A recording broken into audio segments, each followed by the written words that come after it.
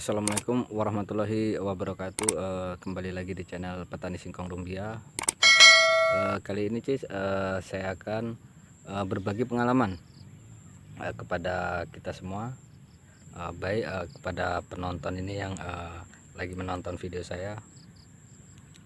Kali ini saya akan membagikan teknik dalam pemupukan, yaitu di fase vegetatif dan fase generatif. Dan apa itu fase vegetatif dan fase generatif? Yang pertama saya akan membahas masa vegetatif, yaitu arti dalam vegetatif yaitu pertumbuhan, dan pemupukan apa yang tepat di masa vegetatif akan saya jelaskan. Jadi di masa vegetatif pertumbuhan keseluruhan tanaman itu membutuhkan unsur hara N dan P. Khususnya untuk unsur hara nitrogen cukup banyak, sementara unsur hara fosfat itu cukup banyak juga, dan unsur hara kalium itu cukup sedikit, dan dibanding unsur hara mikro ataupun makro lainnya.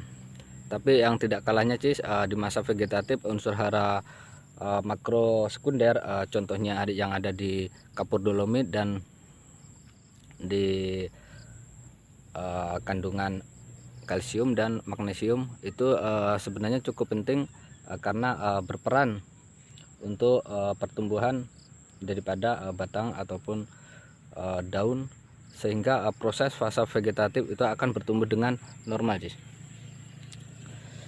Usahakan di masa pertumbuhan dari mulai 1 minggu setelah munculnya perakaran sampai timbul daun, sampai masa generatif tanaman singkong berkisar umur 2 bulan ataupun 60 hari, itu usahakan perbanyak unsur hara fosfat dan nitrogen, dan sesuaikan dengan jarak tanam karena semua ini berkaitan. Dari mulai pemupukan, jarak tanam, itu semua berkaitan, karena kalau misalnya salah satu daripada tanaman kita ataupun pemupukan kita ada yang salah, yang jelas kurang optimal Makanya itu dalam kita menanam apapun, dari mulai olah tanah sampai pemupukan, sampai penyiangan, dan sampai jarak tanam, itu semuanya berkaitan.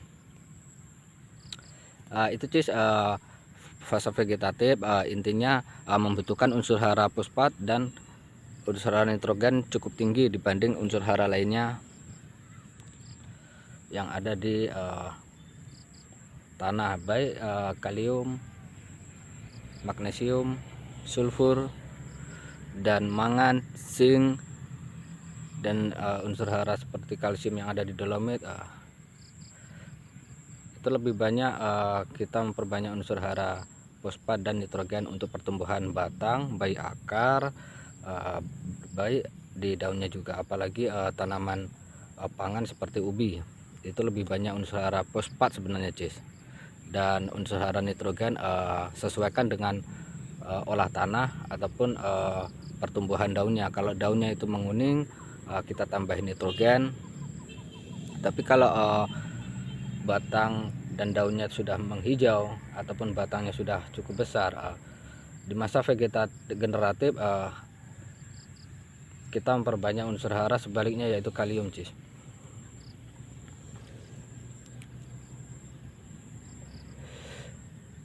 karena saya cukup mendalami masalah pemupukan sebagaimana yang sebelumnya yang saya sudah alami, karena pengetahuan ataupun wawasan yang pernah saya alami, saya nggak tahu mengenai pupuk dan apa itu kandungannya dan apa itu referensi masalah pupuk. Tahu saya cuma sekedar pupuk, intinya waktu mupuk ya mupuk, saya nggak tahu, saya nggak merhatikan unsur hara, saya juga tidak memperhatikan kebutuhan tanaman saya intinya mupuk, mau pupuk apa saja yang penting mupuk. Ya itulah kesalahan saya, ya mungkin ada sebagian petani kita juga Makanya itu saya juga berbagi pengalaman kepada kalian semua. Apabila bermanfaat ya silahkan diambil, kalau tidak ya tidak mengapa, karena sifatnya saya berbagi, bukan menggurui.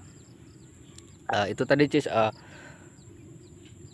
pembahasan masalah vegetatif ataupun pertumbuhan pada tanaman.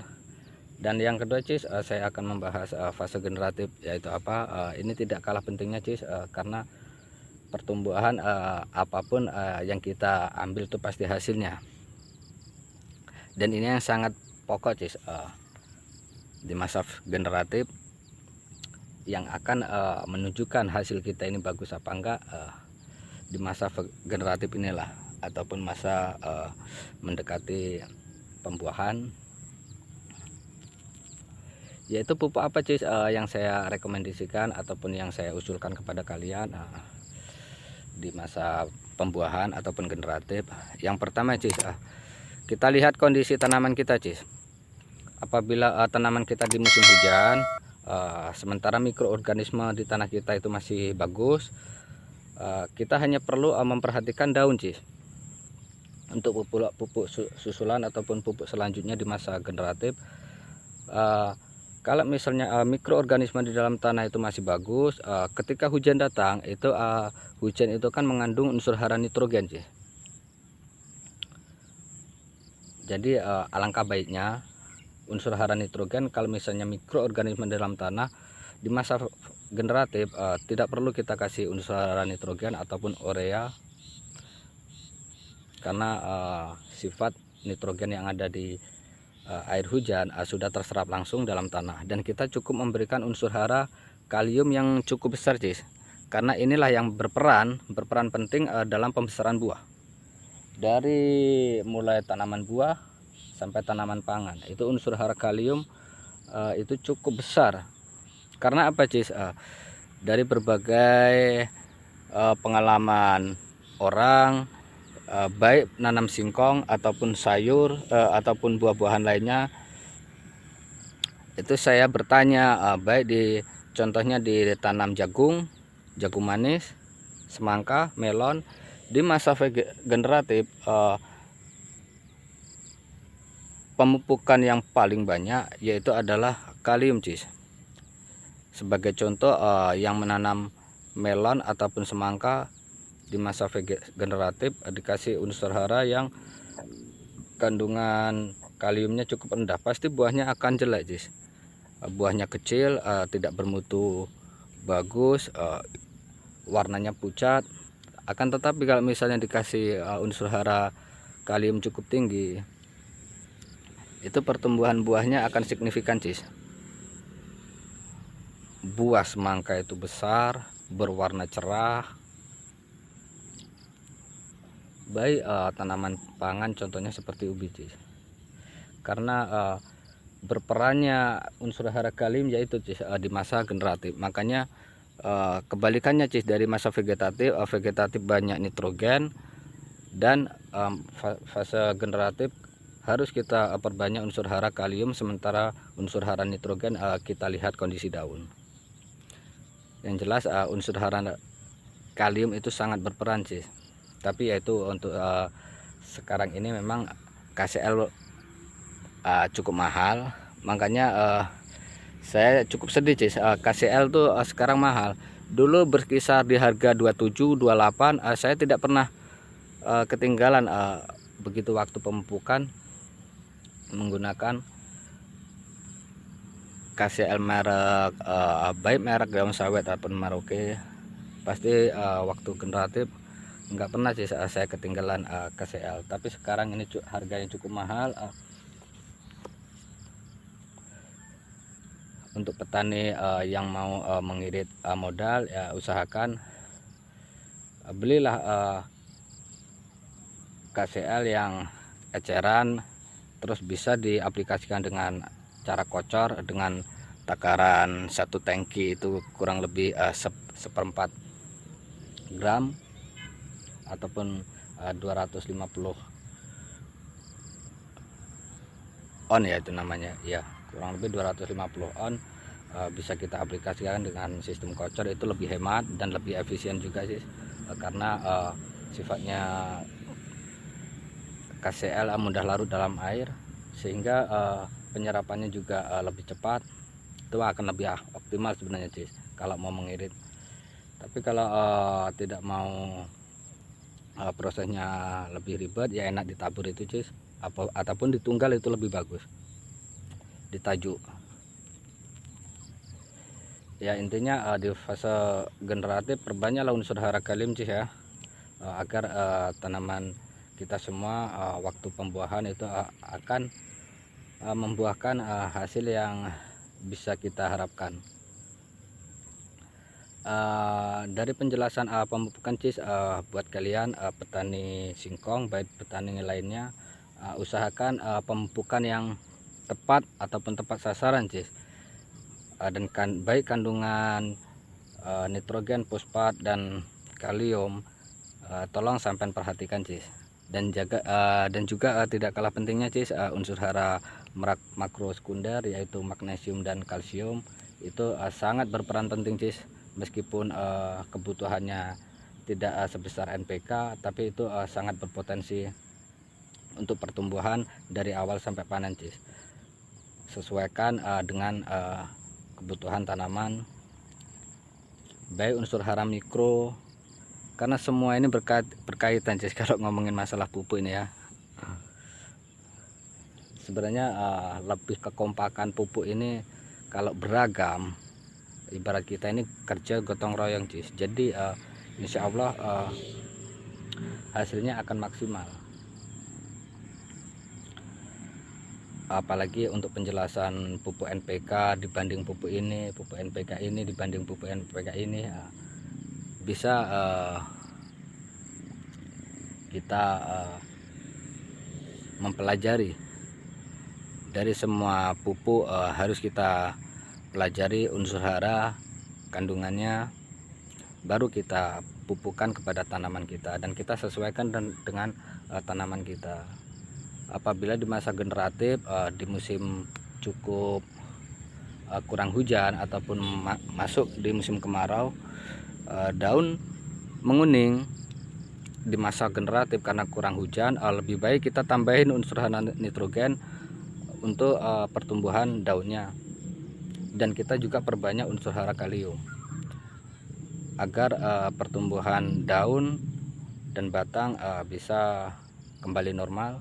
Karena penyerapan unsur hara dalam tanah itu terjadi pada fotosintesis pada daun dengan bantuan cahaya matahari. Dengan demikian Cis, insya Allah tanaman kita semua ini akan bertumbuh dengan baik dan hasilnya akan maksimal. Alhamdulillah Cis, dengan berbagi inovasi ataupun pengalaman ataupun sharing-sharing kepada teman, alhamdulillah saya menemukan teori pemupukan dan pengolahan lahan. Alhamdulillah Cis, saya terbuka wawasan saya, jadi saya bisa menerapkan ilmu saya ini kepada tanaman saya, dan misalnya hasilnya pun bagus buat kalian yang menanam. Alhamdulillah Cis, mungkin omongan saya ataupun saran dari saya ini bisa bermanfaat buat lainnya, karena sebenarnya niat saya ini peduli kepada petani-petani singkong ataupun petani lainnya masalah pemupukan ini Cis. Contohnya sebelah tanaman saya Cis, tanaman cabai ini ya. Ini di umur tanaman cabai di umur 80 hari Cis. Ya. Tuh. Pertumbuhannya kurang merata karena apa? Dengan jarak tanam yang cukup rapat. Jarak tanam 40 ini Cis. Dua jengkal saya ini kayaknya nggak ada itu Cis. 35 kayaknya, karena terlalu rapat. Kalau untuk ukuran cabai di umur 80 hari, untuk ukuran normalnya itu udah setinggi 80 cm Cis. Nah sementara ini pertumbuhannya masih sekitar 50 cm Cis, kurang normal. Ada yang besar, ada yang kecil, sementara daunnya kurang normal. Karena ini kalau menurut saya Cis, kebanyakan dosis ini Cis. Sampai-sampai saya lihat pengaplikasian spray waktu penyemprotan hama baik jamur ataupun penyakit dalam buah, antraknosa, patek, dan kutu kebul, dan layu fusarium. Saya lihat di pengaplikasian di hama ini cis, bahan aktif yang sama dengan merek yang beda itu dicampur jadi satu cis. Alangkah mubazir menurut saya cis, karena kita menilai obat juga kita perhatikan bahan aktifnya, jangan kita memperhatikan merek cis ya.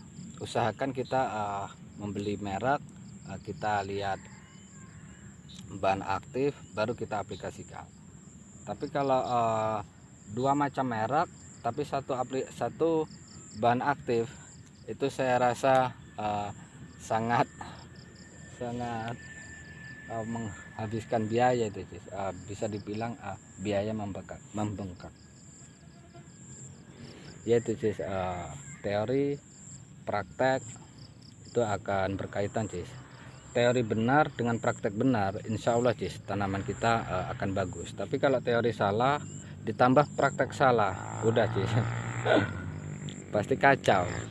Masih mending kalau teori salah, praktek agak mending, masih menunjukkan hasil yang mending. Tapi kalau dua-duanya udah salah, aduh cis sudah kacau itu tanamannya, bisa dibilang akan gagal panen. Oke cis, sekian saja cis video dari saya mengenai pemupukan di masa vegetatif dan generatif. Mudah-mudahan bermanfaat. Saya akhiri dari petani singkong rubiah. Assalamualaikum warahmatullahi wabarakatuh. Salam petani singkong rubiah, sukses.